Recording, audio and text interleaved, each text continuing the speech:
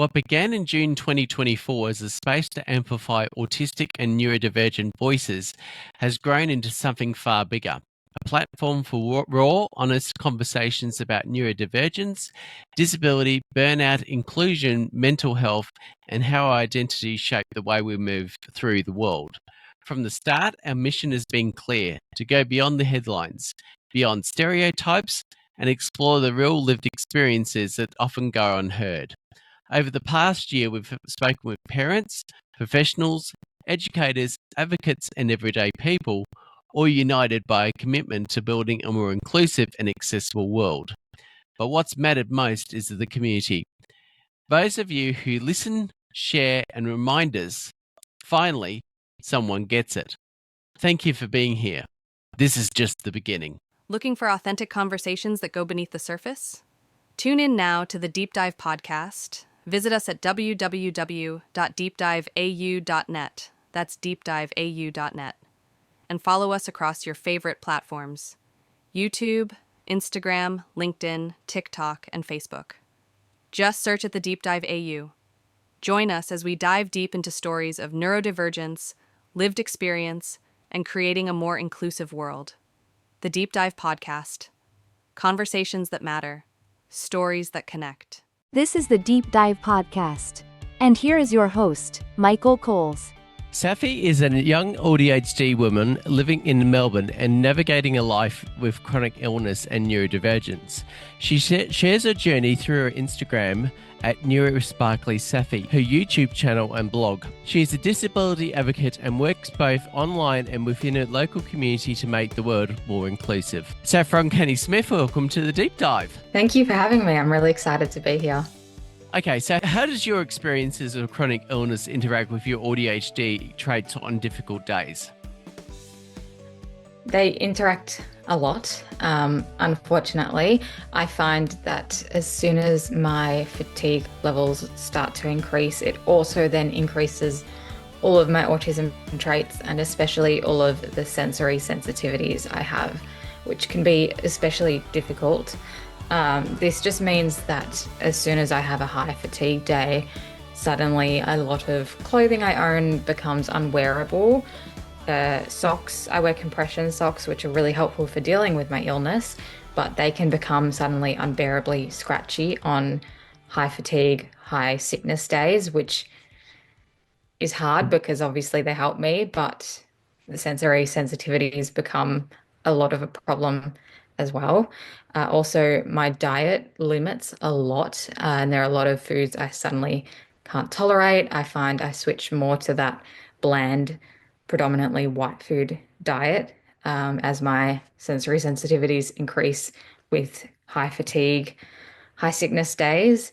And then also sound becomes a big problem, and just noisy places. And even like within my house, I find as soon as I become more sick, I have to spend a lot more time in my bedroom because it's quieter and I can't even deal with just sounds of people moving around in the house. So it can be really hard because I do find that as soon as my chronic illness gets worse, it also sets off a lot of my neurodivergent traits to also increase at the same time. And it kind of becomes a bit of a snowball as well, because I find I'll get a lot of fatigue, a lot of sickness, which then increases the sensory sensitivities, which then, because they're all increased, it might mean I have more meltdowns or shutdowns, which in turn use up heaps and heaps of energy and make me more fatigued.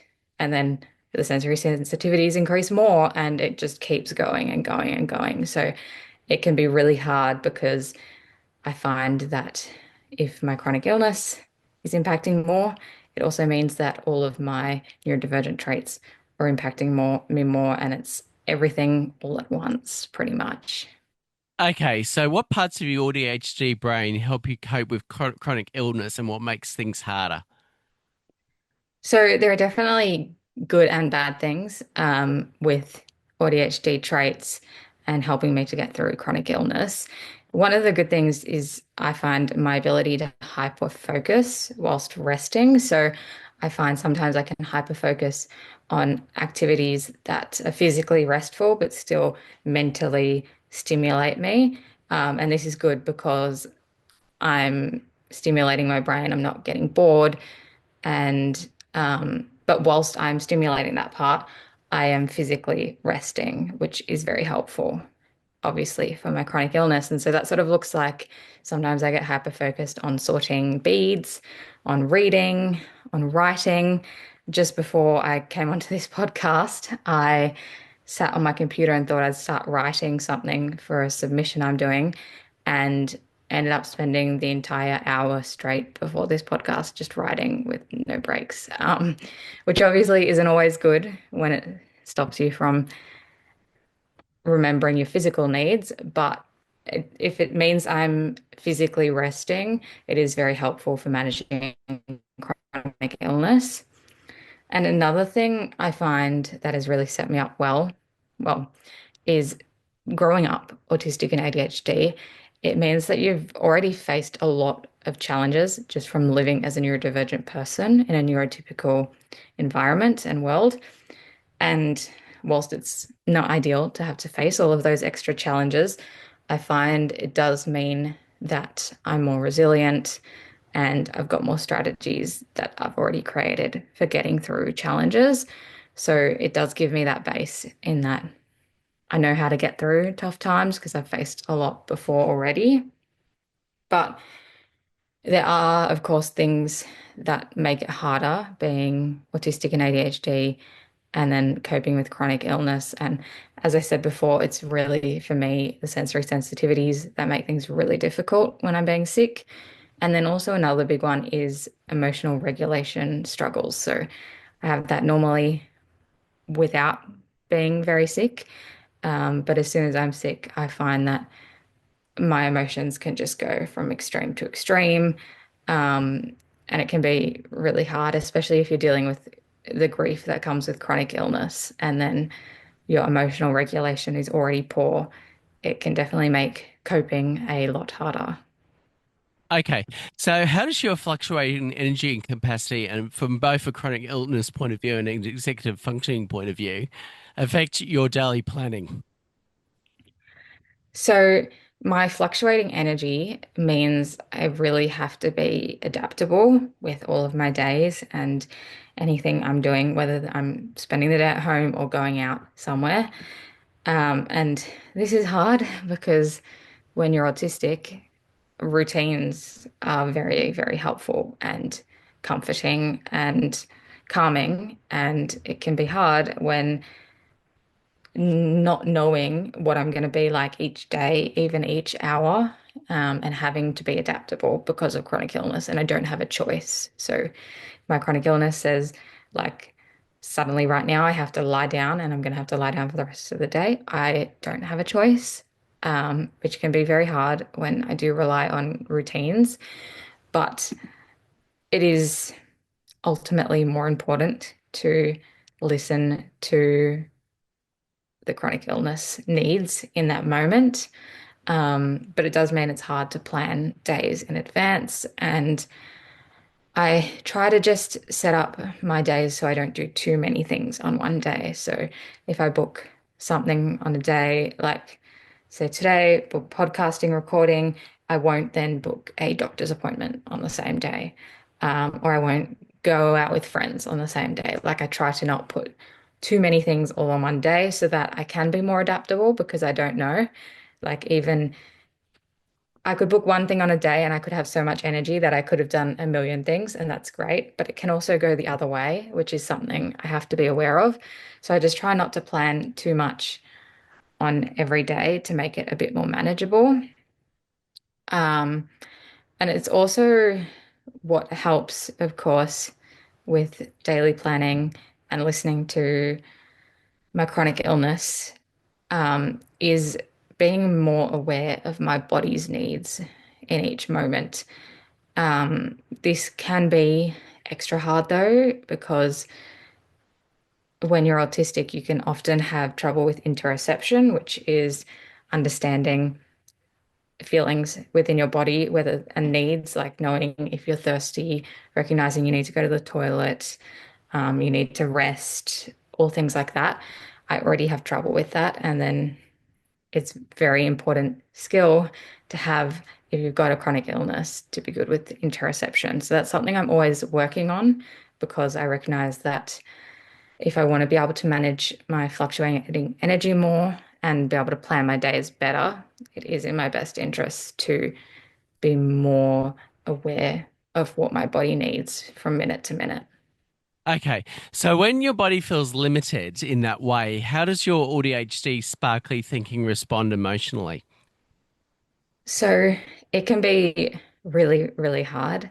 And the first thing I always try to do is actually just to accept the chronic illness grief that comes with feeling limited within your body, and all the negative feelings that come with that, because it can be really hard when you become sick to deal with your needs having changed.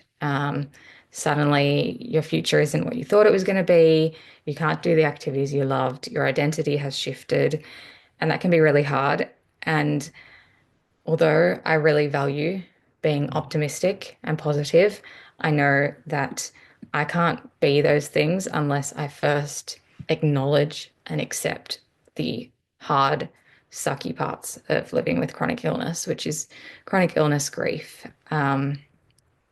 So I make sure to feel that as I need to have a cry if I need to have a cry, anything like that.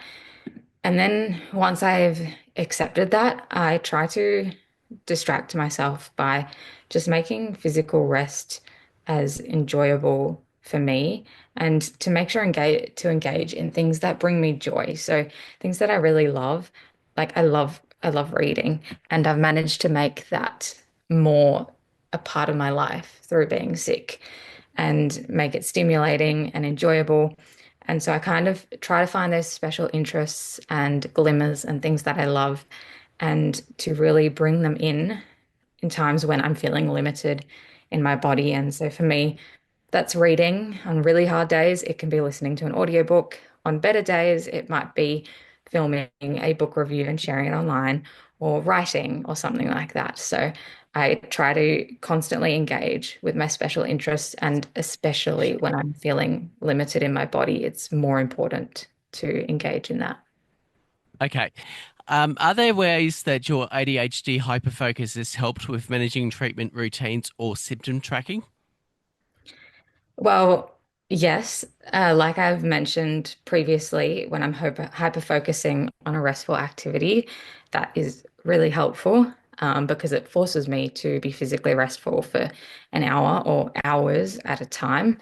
Of course, though, it does come with a caveat that it can be hard then to remember my basic needs when I'm hyper focusing. So things like just water, food, toilet visits, which isn't always ideal. Um, but I have found that through managing my ADHD for years, it means I know really well how to set myself up for success with lots of things whilst living with ADHD. And so for things like taking medication, I've developed strategies that work for me so that I can help manage the routines with that. So what I always do is I have my morning meds sitting right next to my bed. So they're right next to my water bottle, my book, everything. And as soon as I wake up, I can't ignore them. So I will take all of those morning meds before I get out of bed every morning. And then I have alarms that go off on my phone during the day, reminding me to take the meds I need to during the day. And I've made these alarms the most obnoxious, loudest alarms, so I can't possibly ignore them. And it's worked really well for me. But then a challenge I find with the ADHD is that I'm always craving stimulation and struggling with boredom. So it is always goes back to that hyper focus and finding ways to hyper focus on things and stop myself from just getting bored and sort of ensure that I can find ways to incorporate my treatment routines and daily things I need to do in a fun way that tricks my brain into doing it even when I don't want to do it. Okay. How do sensory differences from an autism influence? How do you perceive chronic pain or discomfort? So this can be two extremes, I feel. It means sometimes I feel that I'm much more sensitive to certain pain, and then other times I can be incredibly insensitive to certain pain, and it can really, really change. Like I can go through days where I'm just got awful pain, fatigue, and I can keep going. I'm not particularly noticing it, moving on. And then other times it's simple things like going back to the compression socks, and sometimes they can just feel unbearably scratchy and itchy and painful, and that sets me off. And it's not even objectively, it's not even painful compared to the other pain. I can just keep moving on through. But it can really be two extremes. And sometimes I can not focus on anything for various pains. And then other times I won't notice pain at all. And so it can be difficult because it's hard to tell what the pain, like how much pain there actually is when sometimes my brain perceives it in different ways to other times.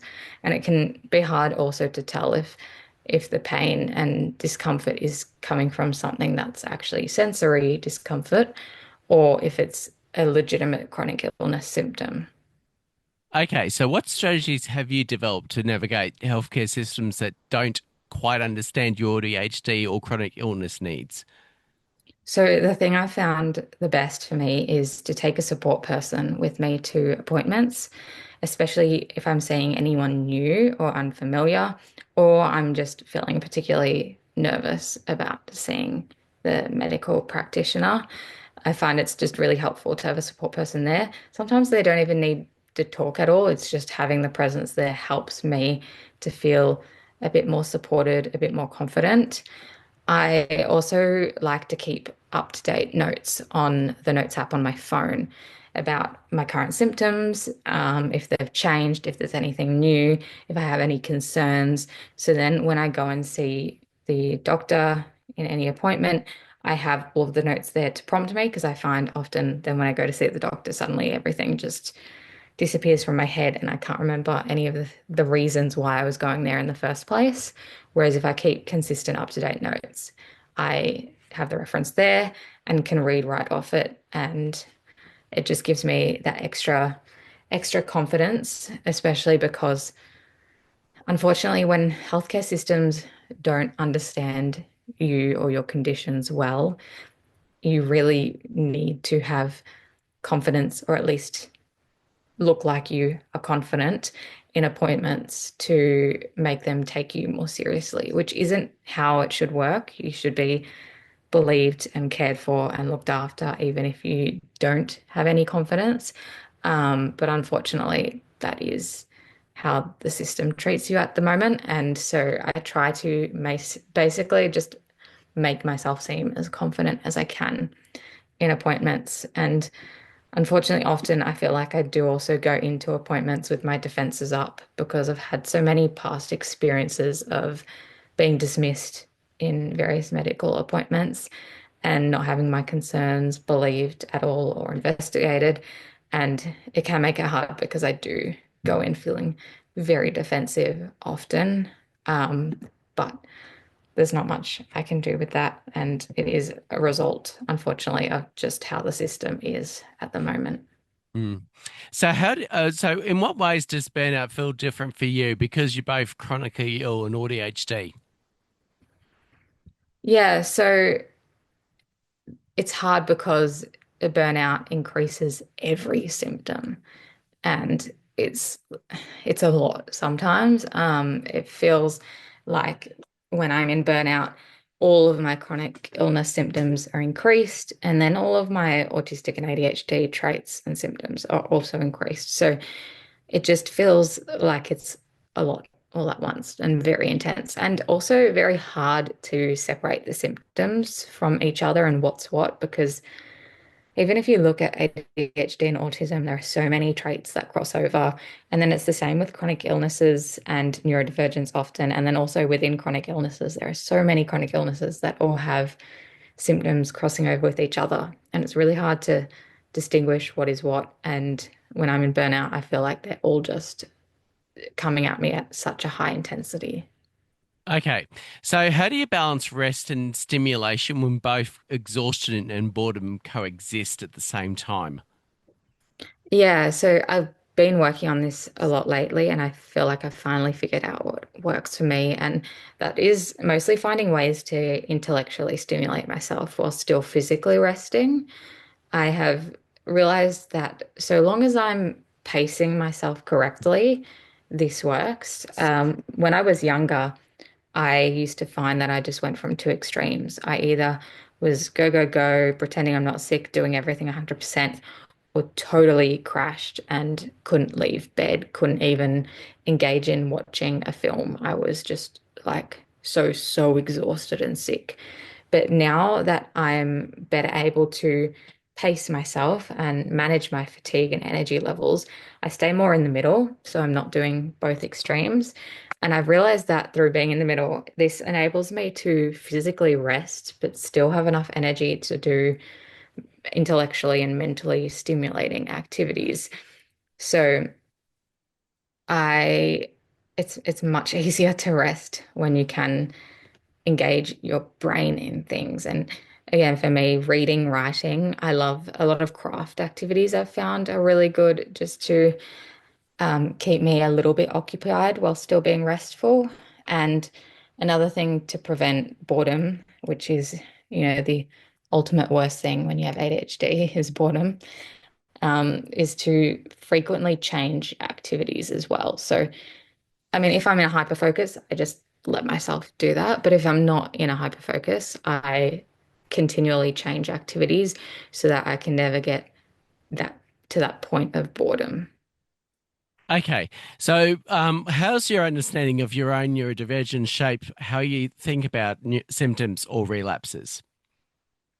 So I think my understanding has really helped me to give myself the opportunity to be nicer to myself. Through reading lots and learning lots about neurodivergence, I've been able to look back on my life growing up and give myself a lot more grace and understanding for the way I acted, the things I did. And yeah, it's hard because I spent a lot of my life um, not being nice to myself, I feel. And it's really hard when you live with um, those thoughts that you're less than within your mind all day for years. But through learning about neurodivergence, been able to so much like just be nicer to myself, really, and to give myself that understanding. And it's really set me up well for dealing as well with chronic illness symptoms, relapses, and grief as well, now that I have the better self-talk. So, what myths or misunderstandings about chronic illness or and neurodivergence do you most want to challenge? Well, there are lots of myths and misunderstandings about both of those things, unfortunately. One thing I remember I struggled with the most when I was younger was when I would tell people that I have chronic fatigue syndrome, they would often then say to me, "Oh, I'm tired too. Maybe I have it." And I think that was due to the name, chronic fatigue syndrome. I guess it just doesn't sound as serious as it is. Unfortunately, there are a lot of myths and misunderstandings about chronic illness and neurodivergence, and I would love all of them to be challenged, but it's not realistic. Hopefully, more and more in the future, people will continue to learn, and I feel like there is a lot of learning going on by the non-disabled community, which is really hopeful. But one thing I found when I was younger is, so I have the illness ME/CFS. I refer to it as ME/CFS now, but when I was younger, I would just say chronic fatigue syndrome. And I found that because I said it as chronic fatigue syndrome, people would often respond to me with saying, "Oh, like I'm tired too. Maybe I have chronic fatigue syndrome as well." And it was really invalidating because it's a real illness that is completely debilitating, and has so many symptoms and has changed my life. So I learnt that for my sake, I now refer to it as MECFS because often people don't know what that is and then they're too scared to clarify, and it sounds too fancy and legitimate, which is unfortunate that I have to change the way I talk about it. Um, so I think it's important that people don't just assume they know what something is, but actually ask for clarification if they need to. And another thing is, I feel like something a lot of people with invisible illnesses fake is people telling them or insinuating that they're pretending to be sick, which is really, really hurtful. Invisible illnesses are invisible for a reason. You don't see them. But the thing I like is to think, you know, my invisible illness is invisible, but it's not imaginary. It is there. It's just that you can't see it. I can feel it. And the realistic thing is that most people with invisible illnesses are not pretending to be sick, but actually they're pretending to be well and they're pretending to be healthy most of the time. So it's actually quite the opposite.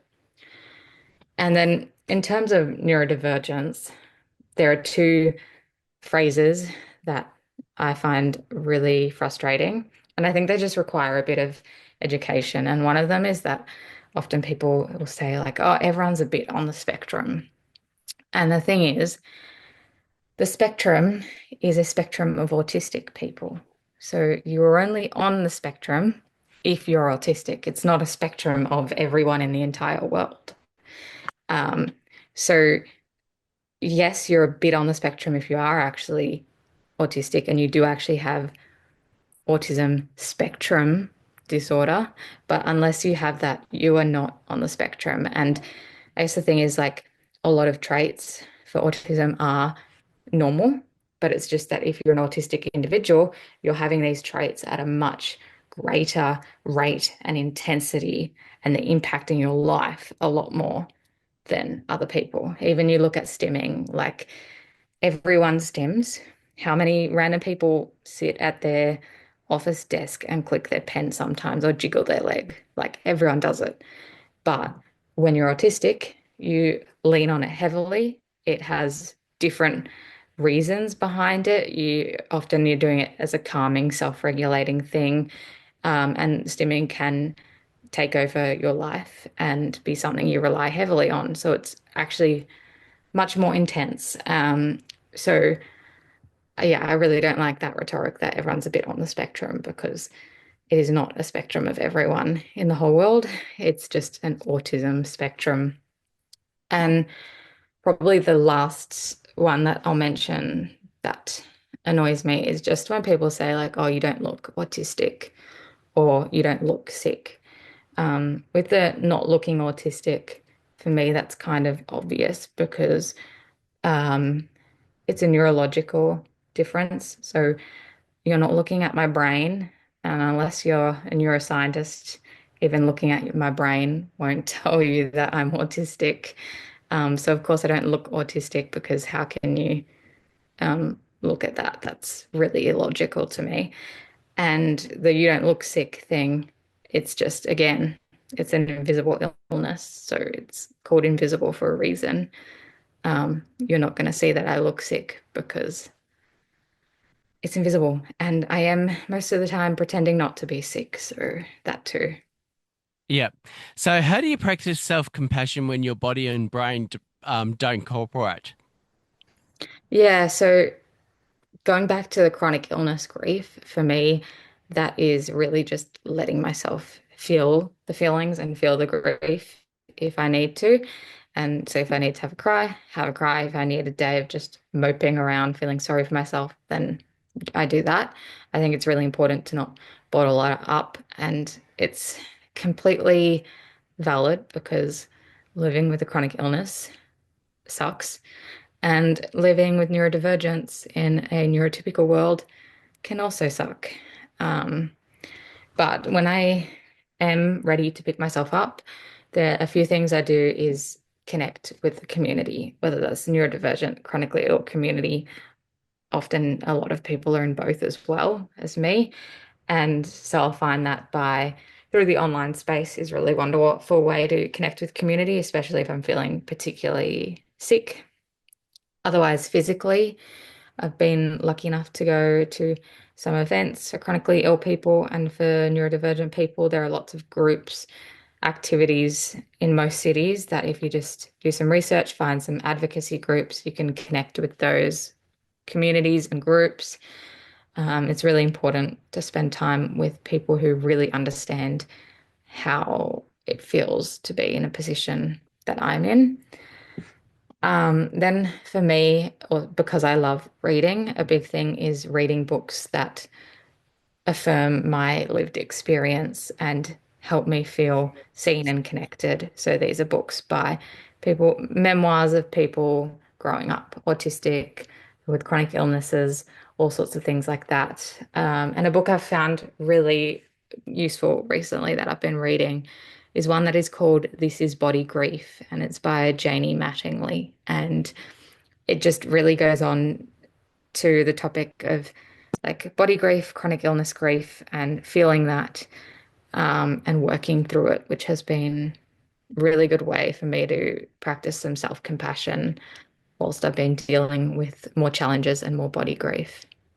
Okay, so what advice would you give someone newly navigating both an AuDHD identity and chronic illness? I would say learn as much as you can about yourself and your neurodivergence or chronic illness, especially in neurodivergence. I've found it really, really helpful and validating to learn about neurodivergence in general. It's also helped me to realize some strategies that I can incorporate and use to accommodate myself. I used to find I didn't feel an obvious connection to sensory overstimulation and my overwhelm and anxiety. I didn't recognize that they were connected. But once I started reading about autism, I was able to find strategies that other people were using, and I just started integrating them into my life. And I realized it actually majorly calmed down all that overwhelm and overstimulation I was experiencing. So reading and learning, talking to people who have the same conditions as you, learning on the internet, learning through film, whatever way works best for you is really, really helpful and can help you to start being able to accommodate yourself better. And it also goes back to finding community. Connect to your community online, in real life, in whatever way you can is so, so valuable. And unfortunately, I think, though, some of the things when you're newly navigating neurodivergence, AuDHD identity, or chronic illness, disability, whatever it is, unfortunately, there are some things that it's just kind of a rite of passage that you're going to experience some things. One of those things is like often, in my early days of being chronically ill, I had a lot of denial around being chronically ill, and I denied it. I denied my disabled identity for a long time.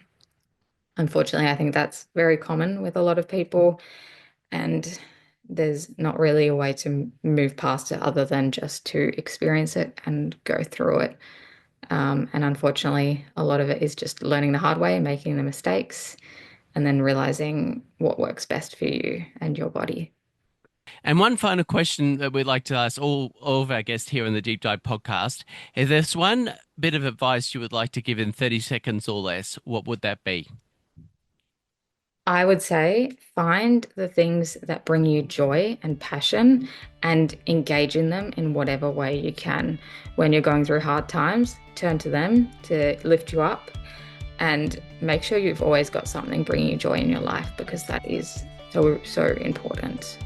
And on that note, Saffron, Canny Smith, thank you so much for being part of the Deep Dive podcast today. Thank you so much for having me on, Michael. It was great. Follow Saffy on her Instagram page at neurosparklysaffy or go to neurosparklysaffy.com.